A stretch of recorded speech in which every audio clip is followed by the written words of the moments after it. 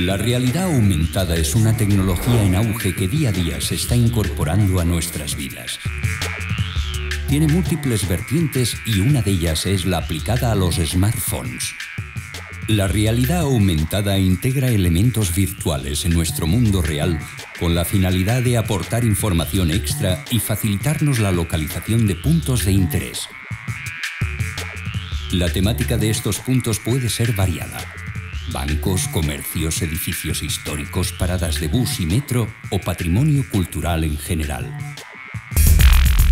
Centrándonos en el caso en cuestión, Adarve Producciones ha creado una capa de realidad aumentada sobre la arquitectura de la ciudad de Valencia. En esta primera fase se han incorporado 10 puntos de interés seleccionados temáticamente en torno a la figura del arquitecto valenciano José Manuel Cortina Pérez. ¿Cómo accedo a esta información desde mi smartphone? Se accede por medio del navegador Layar disponible para sistemas Android y iPhone.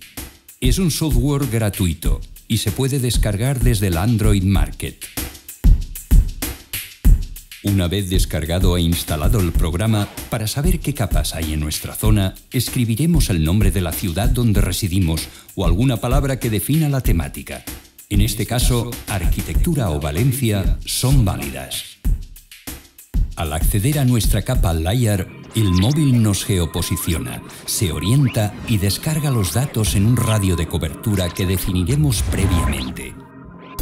Al realizar esta operación, el smartphone ya puede darnos información sobre los puntos de interés o POIs que existen a nuestro alrededor.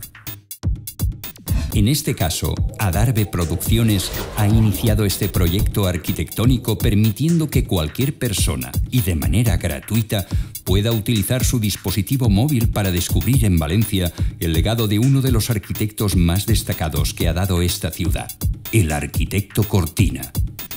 Esta capa guiará a curiosos y visitantes por las calles de Valencia hasta llegar a la localización de 10 obras del arquitecto.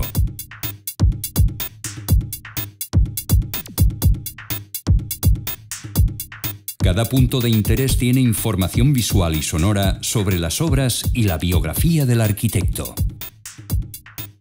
Esta variante de la realidad aumentada tiene aplicaciones casi infinitas.